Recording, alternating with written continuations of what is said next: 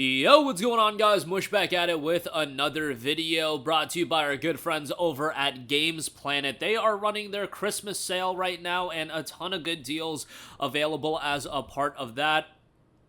Want to highlight some of the deals under $10. Now, the majority of the titles I'm going to mention in this video are Steam keys, so you can redeem them directly on Steam. The only titles that aren't are a couple of Ubisoft games that I will mention at the end of this video, as of course those games are redeemable through Ubisoft Connect, so, you know, take that for what you will.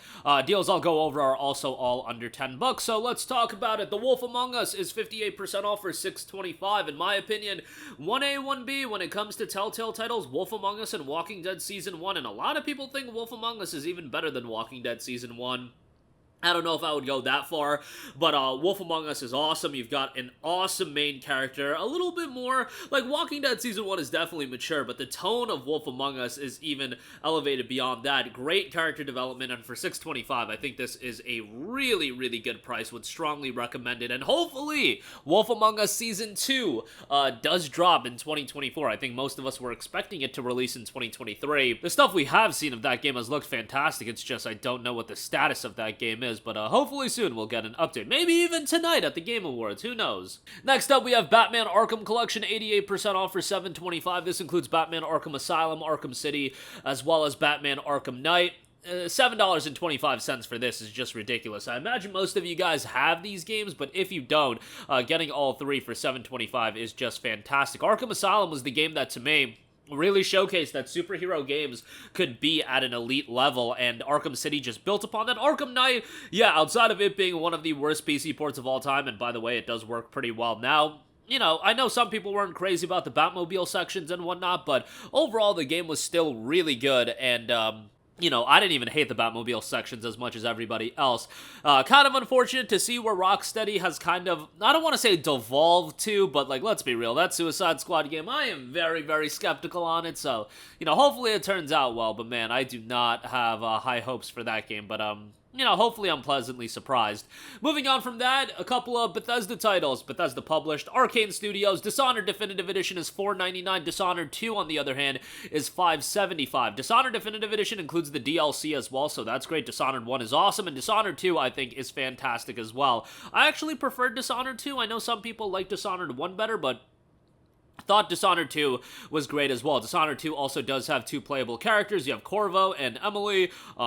So yeah, a little bit of replayability there as well. $5.75 for Dishonored 2, awesome deal. Definitely give that a look. More Bethesda published titles. We have Wolfenstein: The New Order and Wolfenstein II: The New Colossus. Would highly recommend both of these games. New Order is great and the first game in the series, and I do recommend you to play New Order before you play New Colossus. New Colossus does have like a recap video, but you know, it's worthwhile to go through both of these games. Wolfenstein certainly does have its wackiness, its zaniness, but it's a lot of enjoyable first-person shooting action. And the story, while it can be kind of off the wall, it is relatively engaging the whole way through. $4.99 for New Order and $6.99 for New Colossus. Next up, we have Injustice 2 Legendary Edition, 92% off for $4.99. You've got a lot of iconic characters in here, and on top of that, all of the downloadable content includes 10 additional characters and 5 premier skins, including Hellboy and TMNT. And Injustice is one of those fighting games that I feel like is relatively accessible to an audience that might not be super into fighting games because, you know, you do have all of these iconic characters and notable faces that it works well, and yeah, there is a little bit of depth to it, but this is an older fighting game, so it's not like there's a robust community attached to it or anything like that. But for $5, I think it's a good pickup, especially if you're just looking for a fighting game, given that these days you want the latest fighting games. If you want all the content, oh boy, Mortal Kombat 1, $110, so, like, nobody really trying to pay that. So yeah, $5 for this I think is quite good. Next up, we got Naruto Ultimate Ninja Storm 2, 77% off for $4.50. Now, I always like to recommend Naruto Storm 2 for a variety of reasons. Obviously, we just had the release of Storm Connections. Ain't nobody trying to pay $60 or up to as high as $110 for that game, but you know, Storm 3 and Storm 4 exist, Storm 1 exists as well, so why do I recommend Storm 2? Well, Storm 2, in my opinion, with its single-player campaign, which is why you're buying this game at this point, encapsulates the best part of Naruto in the entire anime, from the beginning of Shippuden all the way up until Naruto's fight with Pain. A little bit after that if you do the secret stuff, but, Yeah, it does. It retells that story really, really well, and that's, like, again, the best part of Naruto, and I don't think that's, like, too big of a stretch. I mean, some people might prefer to the content in the original up until Naruto's fight with Sasuke, but, you know, either way, Storm 1 doesn't do a good job of recreating that arc either. Storm 2, on the other hand, does a really good job of recreating the story, that portion of the story, the Shippuden portion of the story that I just mentioned. So, 454 is really good, and the campaign itself is like 12 to 14 hours long, so it's like a decent length campaign for a fighting game as well. If you're a fan of Naruto, obviously check it out. Can't recommend it to a non-Naruto fan, of course, because if you don't know the story up until the portion that Storm 2 kicks off at, you would just be completely lost. So, yeah, take that for what you will. Next up, Tales of Vesperia Definitive Edition is 83% off for $8.74. Awesome JRPG. You guys know me, I often talk up the Tales of games. I think they're just really, really well done and consistent JRPGs. Tales of Vesperia has one of the best main characters in a JRPG ever, in my opinion, with Yuri. The rest of the cast is super likable, and their interactions with one another is really well done for $8.74.